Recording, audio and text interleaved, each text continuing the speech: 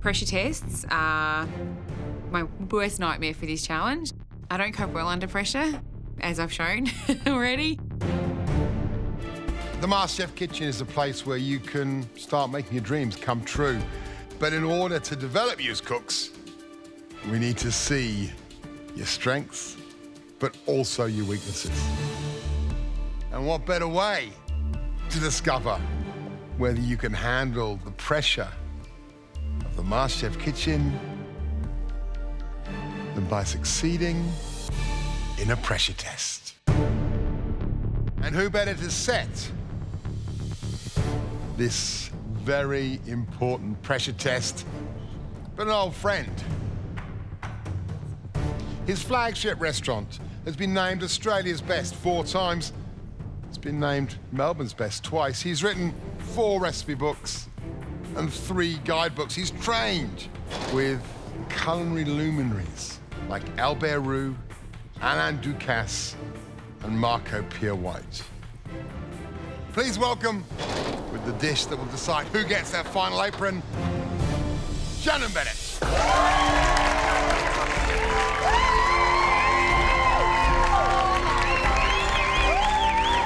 I was so overcome with excitement and fear. I think I just stood there like a stunned mullet. It's Shannon Bennett. Oh my God.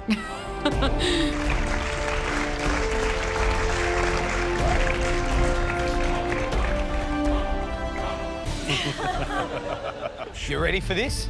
Yes. Shannon?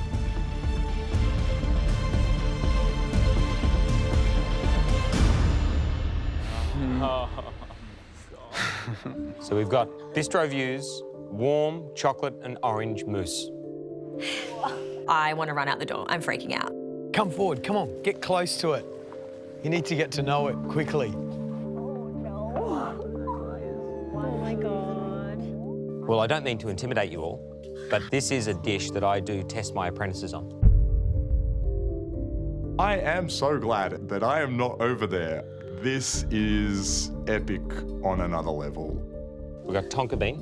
We're going to be grating that over the top of this very, very thin layer of couverture chocolate. Wow.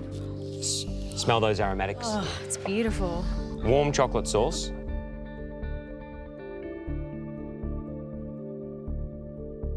And I say warm. You'll see the theatre.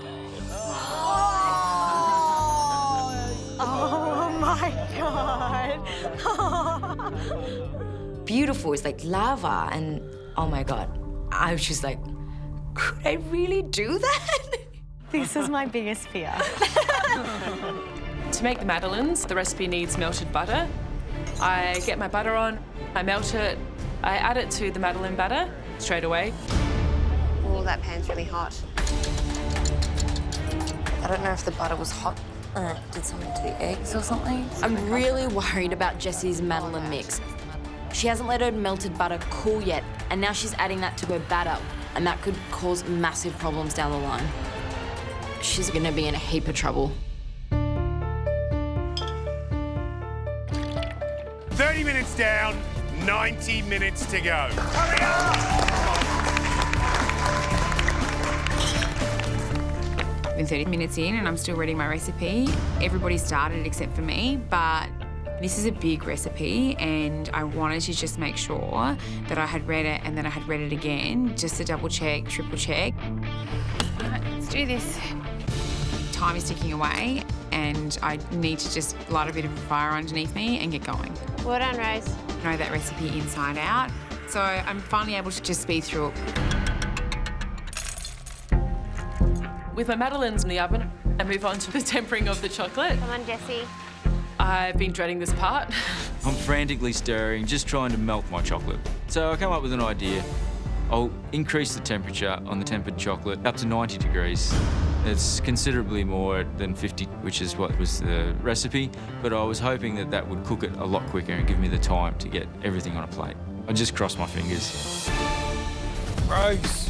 Hi, George. So you've made your madeleine batter. That's in the fridge. Fantastic. Yep. Where are we on the anglaise? I haven't started the anglaise. In my opinion, I think where you need to be right now is madeleine batter made. Yep. You need to have had the chocolate tempered right now. Okay. And the anglaise made. Come on. Okay. Go. Yep, thank you. I'm falling behind just like in the first cook, and I just can't let that happen again. Come on. Leave it. Do other things. Do other stuff. I decided to go with the tempered chocolate as it is. It's not quite cooled down enough, but I need to make sure that I have enough time to get the key component, the chocolate mousse, spot on. I've never tempered chocolate before. I've given it my best go. When I've spread it out, the chocolate was burned. I know I overcooked it. It did get too hot. I feel like I'm making a bit of a mozza. It's a mess. So I've moved it away, put it over near the freezer. What's happened? It's actually molecularly changed the structure of it. It's actually gone over 100 degrees. I've never ever seen anything like it, Shannon. He's changed the whole structure of what chocolate is made up of. He's maybe got a little bit of water in there. I think that's because he's actually boiled it. He's got a problem.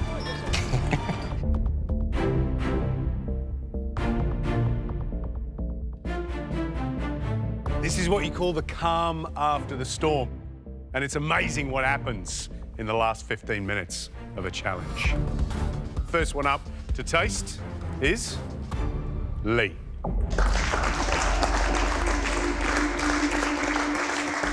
This is the hardest thing I've ever done in my whole life. I just hope that the chocolate mousse isn't gonna cause me too much havoc. Lee, do you want to pour the sauce on the centre of the dessert? This is the kind of reward at the end of it. So gentle, gentle, gentle. Ah, look at that. Yeah. Beautiful. Yay. Good stuff. Well done. Thanks. I feel really good. I'm really happy that I got absolutely everything up. There's not one thing that I didn't get up. I'm really happy that I pushed through and I got it, so. Okay, well, let me get one of these Madeleines.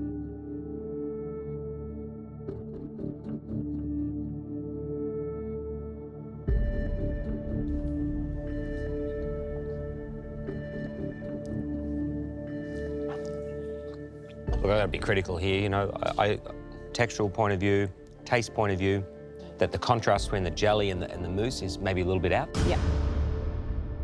For me, it's exactly as Shannon said, it's a balance of flavours. Yeah.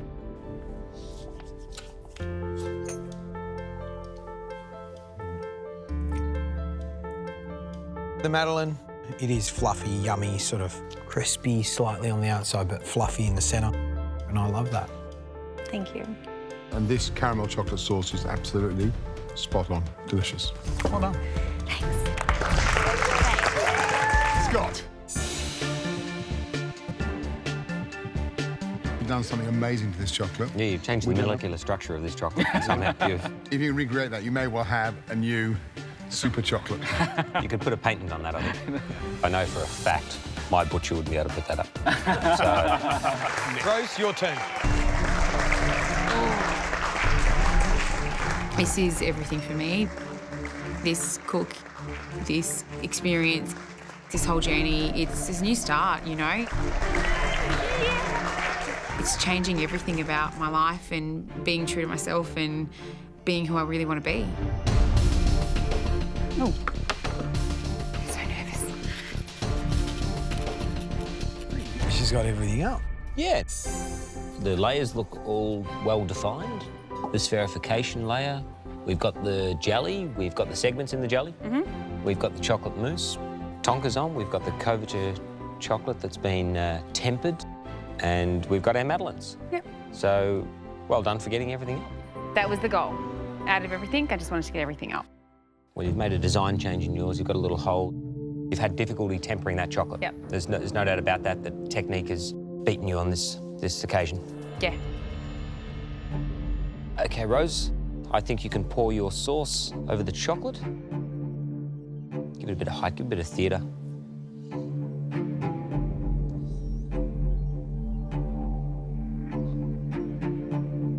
There it goes. There it goes, it's going.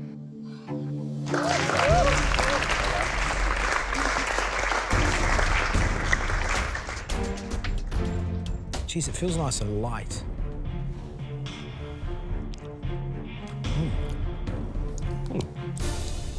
There's actually a lovely contrast Yeah. in the layers there. very well defined.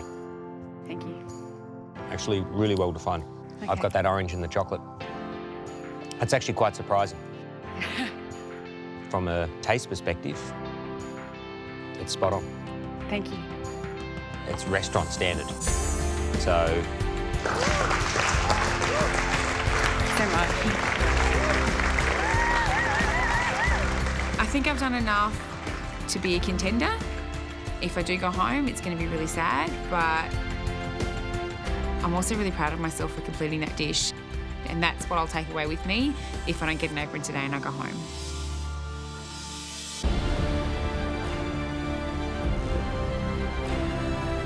The 24th and final apron goes to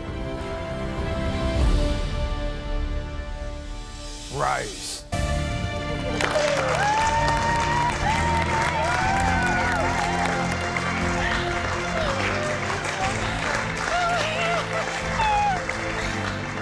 I definitely didn't get that apron alone.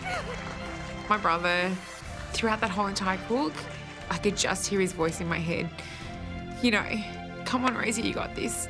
Don't give up, just keep going, you know. Make sure you show them who you are. Deserve it. Well done. Welcome to the top 24. Thank You're you here. so much. So you open up and get over there. Oh my God. I really wanted to show the judges that I have it in me, and the fact that I could do that up against 7 amazing cooks, I'm just chuffed. I'm over the moon.